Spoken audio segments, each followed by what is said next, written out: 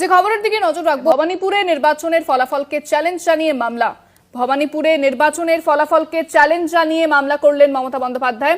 ভবানীপুরে নির্বাচনের ফলকে চ্যালেঞ্জ করে হাইকোর্টে এবার মমতা বন্দ্যোপাধ্যায় হাইকোর্টে ইলেকশন পিটিশন জমা দিয়েছেন প্রাক্তন মুখ্যমন্ত্রীর। দর্শক বন্ধুরা, যে ভবানীপুর কেন্দ্রের ফলাফল নিয়ে বহু বিতর্ক দানা বাঁধছিল, যে ভবানীপুর কেন্দ্রের ফলাফল নিয়ে তৃণমূল কংগ্রেসের পক্ষ থেকে ম্যালপ্র্যাকটিসের, নির্বাচন কমিশনের ম্যালপ্র্যাকটিসের অভিযোগ উঠছিল এবং যে ভবানীপুর কেন্দ্রে জোর করে হারানো হয়েছে বলে মমতা বন্দ্যোপাধ্যায় শুরু থেকে দাবি করছিল, আজ সেই বিতর্কিত 2026 বিধানসভা নির্বাচনের ভবানীপুর কেন্দ্রের ফলাফলের জবনিকা পতন হয়ে গেল।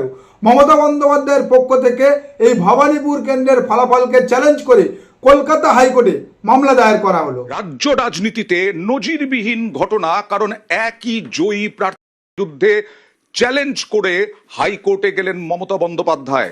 দেখুন, এটা ভীষণ দরকার ছিল এবং অনেক আগে করা দরকার ছিল, কারণ আমরা দেখেছি ভবানীপুরের নির্বাচনী ফলাফলের দিনে মাত্র 15 রাউন্ড শেষে মমতা বন্দ্যোপাধ্যায় 4000 ভোটে লিড করছিল, কিন্তু সেই 4000 ভোটে লিড করা মমতা বন্দ্যোপাধ্যায়কে টপকে 20 রাউন্ডের মাথায় শুভেন্দু অধিকারী 15,105 ভোটে জিতে গিয়েছিল। কোন ম্যাজিকে জিতেছিল? কারণ এই 15 + 4000 অর্থাৎ 19,000। তাহলে মাত্র 5 রাউন্ডে শুভেন্দু অধিকারী কিভাবে 38,000 ভোট পেল এবং সেটা 73, 74, 77 নম্বর ওয়ার্ডের মতো ভবানীপুরের সংখ্যালঘু মেজরিটি ওয়ার্ড থেকে। তো সেই জায়গা থেকে তো একটা ধোঁয়াশা অবশ্যই সাধারণ জনগণের মধ্যে তৈরি হয়েছিল এবং তার সঙ্গে সঙ্গে মমতা বন্দ্যোপাধ্যায় ও অভিষেক বন্দ্যোপাধ্যায়ের পক্ষ থেকে যে অভিযোগটা করা হয়েছিল, নির্বাচন কমিশনের কাছে যে বলা হয়েছিল যে নির্বাচন কমিশন যেন এই ভবানীপুরের যে স্ট্রং রুম ছিল যেখানে গণনা হয়েছে সেই গণনা কেন্দ্রে সিসিটিভি ফুটেজ রিলিজ করে।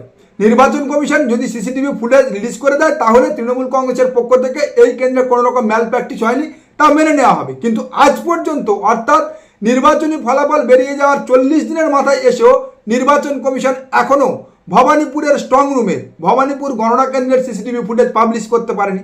তো সেই জায়গা থেকে মমতা বন্দ্যোপাধ্যায় এখানে যে জোর করে হারানো হয়েছে সেই প্রশ্নচিহ্নটা তো অবশ্যই থেকে যাচ্ছে। আগামী দিনে এখন দেখার বিষয় আদালতে এই মামলা কোন পর্যন্ত করায় বা কতদিনে শেষ হয়, কারণ ভারতের বিচার ব্যবস্থা এবং তার যে দীর্ঘসূত্রিতা, যেখানে 14 মাসে বছর হয়, সেই বিচার ব্যবস্থার দীর্ঘসূত্রিতায় এবং বর্তমানে যেভাবে এই বিচার ব্যবস্থার এক অংশ ভারতীয় জনতা পার্টি তল্পিবাহকতা করছে, সেই তল্পিবাহকতা এবং এই দীর্ঘসূত্রিতার উভয়ের সংমিশ্রণে জানি না আগামী কতদিনের মধ্যে মমতা বন্দ্যোপাধ্যায় এই যে ভবানীপুরের ফলাফলকে চ্যালেঞ্জ করে মামলা করেছে তার নিষ্পত্তি হবে। তবে এই ইডি সিবিআই দিয়ে যেভাবে বর্তমানে ভারতীয় জনতা পার্টি তৃণমূল কংগ্রেসের সাংসদ বিধায়ক ভাঙানোর খেলা খেলছে, অর্থাৎ অভিষেক বন্দ্যোপাধ্যায়কে প্রতিদিন তলব করে ইডি সিবিআই সিআইডি দিয়ে যে সিনারিও তৈরির মধ্যে দিয়ে তারা তৃণমূল কংগ্রেসের বর্তমান সাংসদ বিধায়ক বা দলের কর্মীদের ওপরে প্রেশার ক্রিয়েট করার চেষ্টা করছে যে দেখো, অভিষেক বন্দ্যোপাধ্যায়কে ডেলি প্যাসেঞ্জারি করাচ্ছি, মমতা বন্দ্যোপাধ্যায়ের বাড়িতে রেড করাচ্ছি, সেখানে তো তোমরা সামান্য, সেখানে তো তোমরা তুচ্ছ। তোমরা যদি এই ইডি সিবিআই ইনকাম ট্যাক্সের হ্যারাসমেন্ট থেকে বাঁচতে চাও তাহলে তোমরা আমাদের দলে নাম লেখাও, ভারতীয় জনতা পার্টিতে চলে আসো। সেই জায়গা থেকে আজকে এই মমতা বন্দ্যোপাধ্যায়ের করা মামলা অবভিয়াসলি রাজনৈতিক মহল মনে করছে ভারতীয় জনতা পার্টির ওপরে একটা নতুন প্রেশার ক্রিয়েট করলো, কারণ ভারতীয় জনতা পার্টি খুব ভালোভাবে জানে ভবানীপুরে তারা কি খেলাটা খেলেছে এবং নির্বাচন কমিশন কোন লেভেলে ম্যালপ্র্যাকটিস করেছে। এবং অবশ্যই তার সঙ্গে সঙ্গে এই যে ভবানীপুরে মমতা বন্দ্যোপাধ্যায় হেরেছে তার যে একটা ন্যারেটিভ প্রভাব পড়তে শুরু করেছিল সাধারণ কর্মীদের মধ্যে এবং জনমানুষে, সেই জায়গা থেকে আজকের মমতা বন্দ্যোপাধ্যায়ের এই মামলা করার ফলে সাধারণ তৃণমূল কংগ্রেসের কর্মীদের একটা বলার রাস্তা তৈরি হয়ে গেল এবং তাদের কাছে একটা কাউন্টারের রাস্তা ক্লিয়ার হয়ে গেল যে ভবানীপুরে মমতা বন্দ্যোপাধ্যায় হারেনি, ভবানীপুরের নির্বাচনী ফলাফল বিচারাধীন রয়েছে। তবে আমার কোথাও গিয়ে মনে হয়েছে ভারতীয় জনতা পার্টি এই পশ্চিমবাংলায় 2026 বিধানসভা নির্বাচনী ফলাফল বেরোনোর পর থেকে যে অপ্রতিরোধ্য গতিতে আগাচ্ছিল, সেই জায়গা থেকে একটু লক্ষ্য করবেন গতকাল থেকে কিন্তু ভারতীয় জনতা পার্টির ডাউনফল হতে শুরু করেছে। হ্যাঁ, পশ্চিমবাংলায় গতকালের পর থেকে কিন্তু ভারতীয় জনতা পার্টি যে অপ্রতিরোধ্য গতিতে এগোতে শুরু করেছিল নির্বাচনী ফলাফলের পর থেকে তা ডাউন হতে শুরু করেছে, তা ভাঙতে শুরু করেছে। কারণ এক, তারা শত চেষ্টা করেও অভিষেক বন্দ্যোপাধ্যায়ের গ্রেপ্তার তো ছাড়ুন, অভিষেক বন্দ্যোপাধ্যায়ের মনোবল ভাঙতে পারেনি। এইসব করে কোনো লাভ নেই।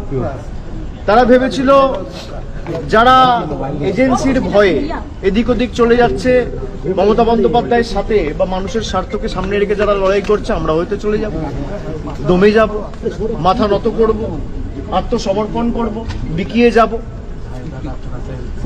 আমাদের গলা কেটে দিলেও আমরা আত্মসমর্পণ করার লোক না, আমরা লড়াই করার লোক। এবং দ্বিতীয়ত তারা তৃণমূল কংগ্রেসের তহবিল ও সিম্বল কারার যে পরিকল্পনা করেছিল তা মাঠে মার খেয়েছে। তৃতীয়ত মমতা বন্দ্যোপাধ্যায় আজকের মামলা করে তাদের 100% রাজনৈতিক মামলার ধারণা 100% একটা বড় চাপের মুখে ফেলে দিয়েছে। এবং তার সঙ্গে সঙ্গে গতকাল যেভাবে তারা এই তৃণমূল কংগ্রেস থেকে যে সাংসদদের ভাঙিয়ে নিয়ে গিয়েছিল তাদেরকে গ্রহণ করতে রাজি নয়, তাদেরকে এই মুহূর্তে মানতে রাজি নয় বলে সেই এনসিপিআই দলের প্রতিষ্ঠাতা ফাউন্ডার দাবি করেছে। হ্যাঁ, সেই জায়গা থেকে ভারতীয় জনতা পার্টির ডাউনফল এই বাংলায় গতকাল থেকে শুরু হয়েছে বলে রাজনৈতিক মহল মনে করছে। আরে দলের সঙ্গে তো আলোচনা করতে হবে, তাতে কনস্টিটিউশন রয়েছে, এটা তো কারোর পার্সোনাল সম্পত্তি নয়। দলের যে বাকি নেতৃবৃন্দ আছে তাদের সঙ্গে আলোচনা করতে হবে, আলোচনা করে তারপরেই একটা কংক্রিট ডিসিশন আসা যাবে। আমাদের কারোর কথা হয়নি? আমার সঙ্গে দলের সবার কথা হচ্ছে, একমাত্র যারা আসতে চাইছে না, বিক্ষোভীরা এখনো আমাদের সঙ্গে যোগাযোগ করেনি, যোগাযোগ করলে নিশ্চয়ই কথা বলবো। তাহলে আপনাদের ফেসবুক পেজ করে বলা হচ্ছে স্বাগত, এই বিষয়টা কিভাবে হচ্ছে? যে বা যারা করছে দলের কারোর সঙ্গে কথা না বলেই করছে। প্রেসিডেন্ট আমার সঙ্গে যোগাযোগ করেনি, প্রেসিডেন্ট নিজের মতো করছেন। দল চাইছে প্রেসিডেন্ট আমাদের সাথে বসুক, বসে ডিসিশনটা নিক, কারণ উনি আগে যেই কথাগুলি দিয়েছিল সেখান থেকেও উনি সরে এসেছিলেন আগেও পিছনে। আপনি যা বলছেন তাতে যদি এই প্রেসিডেন্টের হাত ধরে ওরা দলে জয়েন করে, আপনাকে অ্যাভয়েড করে, তাহলে তো আবার সেই দলের মধ্যে আর একটা বিক্ষোভ তৈরি হয়ে যাবে। হবে, তা তো স্বাভাবিক ব্যাপার। মানে ওরা যে জটিলতা থেকে বেরিয়ে আসতে চাইছে সেটা তো আবার এখানে আবার এসে জটিলতা, এটা আমি এই কারণেই চাইছি যে যারা বিক্ষুব্ধ রয়েছে তারা আমাদের সাথেও যোগাযোগ করুক। একা প্রেসিডেন্টের মাধ্যমে হবে তা তো নয়, কনস্টিটিউশন ওইভাবে লিখাও নেই। কনস্টিটিউশনটা তো হবে না। কী করে হবে, কী করে হবে আপনি আমাকে বলুন তো? দল তো একার নয়, দল একটা সমষ্টিগত গোষ্ঠী নিয়ে তৈরি হয়। তো ওনারা একা ডিসিশন নিয়ে যদি মনে করে করবে, যেমন ওম বিড়লা কালকে বলে দিয়েছেন যে 30 দিন সময় দিয়েছি, যারা বিরোধিতা করবে তাহলে বিরোধিতা করলে তো তখন অন্য পজিশন আবার এসে। ভাবুন তাহলে, যে দলে এই সাংসদরা যোগদান করেছে সেই দলের ফাউন্ডার প্রতিষ্ঠাতা অর্থাৎ শান্তনু দে, যিনি এই বক্তব্য রাখলেন, তিনিই জানেন না এই সাংসদরা তার দলে যোগদান করেছে। ভাইস প্রেসিডেন্ট আত্মীয় কুণ্ডু সে নাকি এই সব কিছু করিয়েছে, যে আত্মীয় কুণ্ডু শুভেন্দু অধিকারী চামচা বলে পরিচিত। আর তিনি আরও জানাচ্ছেন ভাইস প্রেসিডেন্ট যদি তাকে ব্যতি রেখে অর্থাৎ তাকে না জানিয়ে একতরফাভাবে এই সিদ্ধান্তগুলো গ্রহণ করে বা নেয়, আগামী দিনে তিনি পার্লামেন্টে গিয়ে স্পিকারের কাছে এর তীব্র বিরোধিতা করবে। ভাবুন তাহলে কোন জায়গায় এই সাংসদদের ভবিষ্যৎ দাঁড়িয়ে আছে। তারপরে যে রাজনৈতিক দলের সদস্য সংখ্যা মাত্র 250, যে রাজনৈতিক দলের ফাউন্ডার নিজে জানে না তার দলে এই 19 জন সাংসদ যোগদান করেছে, এবং যে রাজনৈতিক দলের সভানেত্রী তিনি নিজেই ওই রাজনৈতিক দল থেকে পদত্যাগ করেছে, আর বর্তমানে বেশ কিছুদিন আগেই আমি পার্টি থেকে অলরেডি রিজাইন করেছি। এবং যে রাজনৈতিক দলের ফান্ডে 75 টাকা পড়ে আছে সেই রাজনৈতিক দলের এই 40 কোটির হাতিরা যোগদান করেছে। আসলে ব্যাপারটা তো দিনের আলোর মতো স্পষ্ট ও পরিষ্কার। ভারতীয় জনতা পার্টি সম্পূর্ণ তাদের অঙ্গুলি হেলানে এই খেলাগুলো খেলাচ্ছে, এবং ভারতীয় জনতা পার্টি এমন ছোট ছোট কোঅর্ডিনেট রাজনৈতিক দল বহু রাজ্যে তারা খুলে রাখে তাদের রাজনৈতিক সুবিধার জন্য। যেখানে তারা পরাজিত হওয়ার সম্ভাবনা থাকে সেখানে এদেরকে নিয়ে গিয়ে তারা ভোট কাটুয়া হিসাবে ব্যবহার করে। বর্তমানে এই তৃণমূল কংগ্রেসের ভাঙিয়ে নিয়ে যাওয়া সাংসদদেরকে তাদের ছাতার তলায় ঢুকিয়ে দিয়েছে, কারণ ভারতীয় জনতা পার্টিতে এই তৃণমূল কংগ্রেসের সাংসদদের ভাঙিয়ে নিয়ে যাওয়ার ফলে তারা যেহেতু সরাসরি এনডিএকে সমর্থন করবে বলছে, বিজেপিতে যোগদান করবে বলেছিল, তা নিয়ে কিন্তু বিরাট অন্তর্দ্বন্দ্ব শুরু হয়ে গিয়েছে। এবং যা খবর পাওয়া যাচ্ছে শুভেন্দু অধিকারী শ্রমিক ভট্টাচার্যের মধ্যে টাজেল শুরু হয়ে গেছে। তো সেই জায়গা থেকে এই সাংসদদের আগামী ভবিষ্যৎ কী হবে তারা তো টের পাবে হারে হারে। কিন্তু ভারতীয় জনতা পার্টি এই দল ভাঙানোর খেলায়, তৃণমূল কংগ্রেসের এমএলএ এমপি ভাঙানোর খেলায় যে ভুলটা করেছে, তাতে যে আদতে তারা সেম সাইড গোল করছে তাও তারা হারে হারে টের পেতে শুরু করেছে। ঠিক যেমন সেম সাইড গোল তারা বিগত দিনে সংখ্যালঘুদের রেড রোডে নামাজ পড়া বন্ধ করে খেয়েছে। এবছর রেড রোডে পালিত হবে আন্তর্জাতিক যোগ দিবস। অনুষ্ঠানে উপস্থিত থাকবেন প্রধানমন্ত্রী নরেন্দ্র মোদী। শনিবারে আনুষ্ঠানিকভাবে এই ঘোষণা করল রাজ্য সরকার। এদিনই স্বাস্থ্য ভবনে এই নিয়ে একটি প্রস্তুতি বৈঠক হয়। হ্যাঁ, পশ্চিমবাংলায় সংখ্যালঘু সম্প্রদায়েরা বছরে একবার 15 মিনিটের জন্য রেড রোডে নামাজ পড়লে রেড রোড জাম হয়ে যায়। আর উনিজি এবং তার সঙ্গে সঙ্গে এই পশ্চিমবাংলার পাইলসের রুগী 45 মিনিট ধরে এই রেড রোডে বিশুদ্ধ নটঙ্কি দেখাবে, তার জন্য রেড রোড জাম হয় না। এই কারণে আমি বারবার পশ্চিমবাংলার সংখ্যালঘু মুসলমান সম্প্রদায়দেরকে অনুরোধ করেছিলাম ঈদের আগের দিনকে, যে আপনারা রেড রোড ছেড়ে ব্রিগেড প্যারেড গ্রাউন্ডে এই যে নামাজের প্রস্তাব দিয়েছে সরকার পক্ষ, তাতে রাজি হবেন না।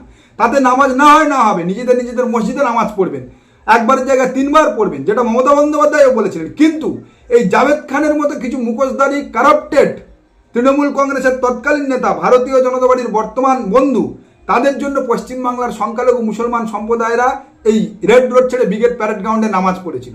তারা ভুল করেছিল, কারণ তারা ভারতীয় জনতা পার্টি অর্থাৎ বর্তমান সরকারের চাল বুঝতে পারেনি এবং তার সঙ্গে তো ওই জাভেদ খানের কথা পড়ে থাকলো।